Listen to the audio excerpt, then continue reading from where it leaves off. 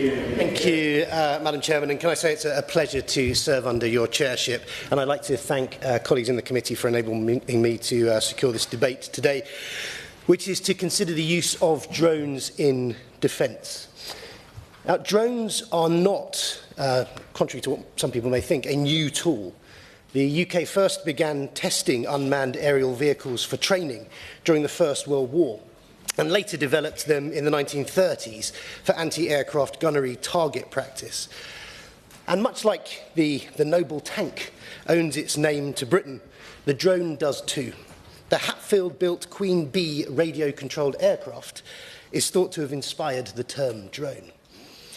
As technology improved and drones became more sophisticated, their military use has expanded over the decades to include reconnaissance, surveillance, and targeted strikes. From the Queen Bee to bomb disposal vehicles to today's Reapers, the UK armed forces have long used drones. But whilst we were an early pioneer, we now risk falling behind. The slow evolution of drones is now fast revolutionising warfare. The mass use of drones has transformed combat in Ukraine, whether it's on the land, the air, or in the sea, with cheap kamikaze drones causing immense damage. Staggeringly, up to 80% of Russian and Ukrainian casualties are due to drones. It has transformed combat on the front line. Drones threaten infantrymen, fortified positions, and vehicles up to 9 miles from contact lines. Moving positions and supplies has now become a deadly task. Of course. For giving way and congratulate him on securing the debate. He's outlining quite accurately the issue in Ukraine, where the Russians are to devastating effect deploying drones.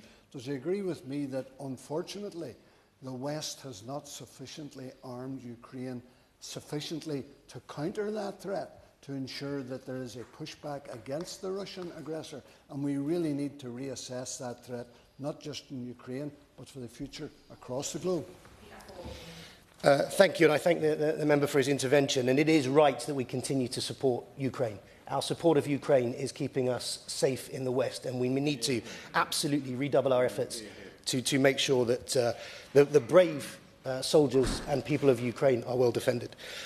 And talking of Ukraine, they are now using ground drones, actually, to move ammunition and other supplies to the front line. So drones are now an important part of supply chains and logistics.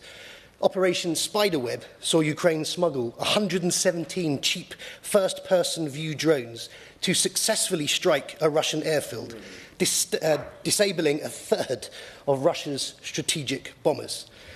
That's drones worth a couple of $100, inflicting an estimated $7 billion of damage. Sea drones have changed the balance of power in the Black Sea. A third of Russia's fleet was damaged or destroyed by relatively low-cost sea drones packed with explosives ramming ships. And whilst Russia's navy has adapted to make these attacks harder, sea drones carrying missiles or other drones are still causing immense damage. Again, a $300,000 sea drone can destroy fighter jets worth $50 billion. So drones are transforming warfare and levelling the playing field in asymmetric fights. But the change can be seen beyond Ukraine. Israel weakened Iran's attacks on its territory by covertly transporting drones in suitcases and trucks to destroy Iranian air defences and missiles. Houthi rebels used drones to target HMS Diamond, requiring the ship to use its expensive missiles to stop a relatively cheap attack. Even drug cartels in Mexico are using cheap drones to launch targeted strikes against security services. Terrorist groups are also adapting commercially available drones for reconnaissance, filming propaganda, and they will undoubtedly be used in future attacks. So the pace of change is unbelievably fast, but the direction is clear. Drone warfare is the future, and Britain must be the leader in the development, the testing, and the mass deployment of drones. Now, this means three things. Firstly, we need to develop an ecosystem of private enterprises that can innovate, test, and build drone models, both big and small, sophisticated and simple, but at a larger scale.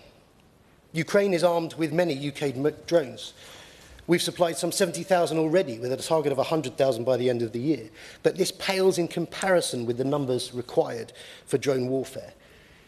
Ukraine aims to produce 4.5 million this year. 4.5 million.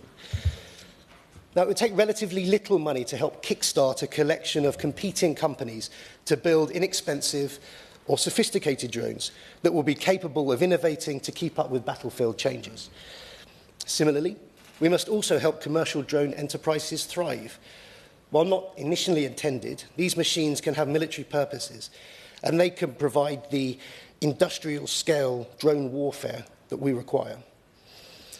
So it's disappointing and frankly unacceptable that since the general election, the government has only purchased 3 drones for UK armed forces.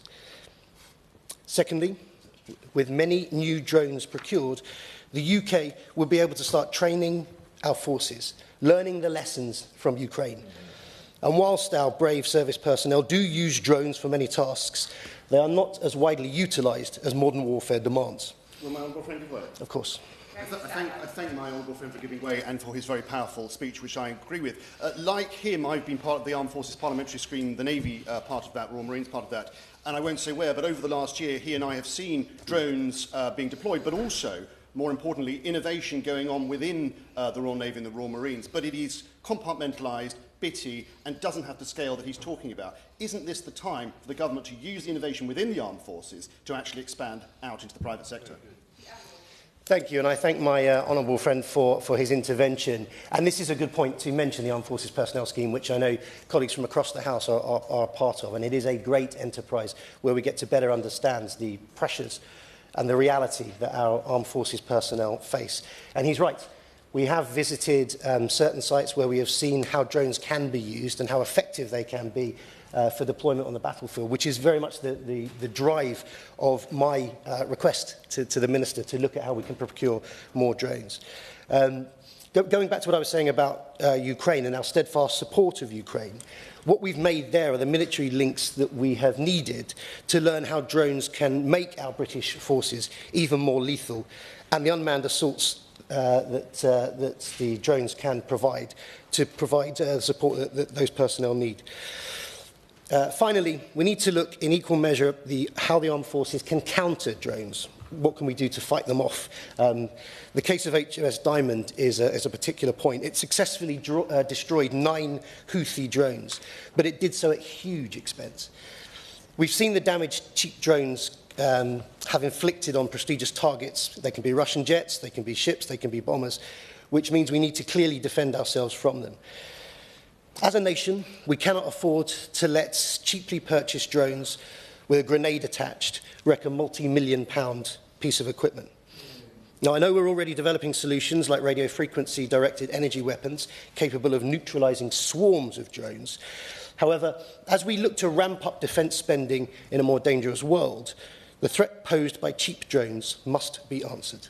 So, Madam Chairman, drones won't make the infantry, artillery, ships, aircraft or vehicles obsolete. They're a new tool which will help to transform warfare. And those drones must be an integral part of our efforts to strengthen the UK's armed forces to face down the threats our country now faces. Of course. Thank the honourable gentleman for giving way and congratulate him on securing this important debate. Yesterday afternoon we were in this chamber discussing the Battle of Britain and spoke at length about the reforms that were made prior to the Second World War to the British military and especially to the RAF and the use of radar. And in fact, I'm currently reading a book on the Haldane reforms pre-World War I to the British Armed Forces. I wonder, in light of the Defence Review, the changing nature of warfare, whether or not he believes that the current structure and makeup of the British military reflects the urgent, pressing reality that we will be facing war close to our borders in the next 5 years, and if he has any recommendations to the British military for changes that are needed. Thank you much, and I thank him for his intervention. I was hoping to attend the debate yesterday as the member for Bromley and Biggin Hill. Of course, Biggin Hill played a huge part in the RAF's incredible efforts during the Second World War and the Battle of Britain. Sadly, I was in the other chamber on a different debate. But yes, what we saw through those big conflicts at the beginning of the century were huge parts of innovation. and people learning to, as the cliche goes, not fight the previous conflict. So we are always going to have to adapt and change. And I know especially through the Armed Forces Personnel Scheme that my honourable friend mentioned, that senior people, and I'm sure ministers, with their huge experience, are considering this all the time, how we best get ready for the conflicts that we yet don't know we're about to face. So just to conclude, I think that a review of how we are developing drones is something the government must embrace and fast. I will. I'm very grateful to the Honourable Member for giving way. He may be aware that some months ago a surgeon broke down whilst giving evidence to the International Development Committee, describing what appeared to be some form of artificial intelligence or unmanned vehicles descending to shoot children in Gaza after bombing had occurred. Does he agree with me that drones should never be used to kill children, and that we must know whether drones developed or made in the UK, exported to Israel before licences were suspended, are being used to shoot children in Gaza? Thank you for the intervention. It is not my place to talk about what the Israeli government are doing, but what I do know is that there are international laws of conflict and everybody should adhere to them. So just to finally conclude, I started, so I shall finish. The government need to embrace this issue and fast. It's not something that we can afford to wait and see. Britain must foster the companies, train our forces, and develop countermeasures to ensure that we master this new form of warfare. Thank you.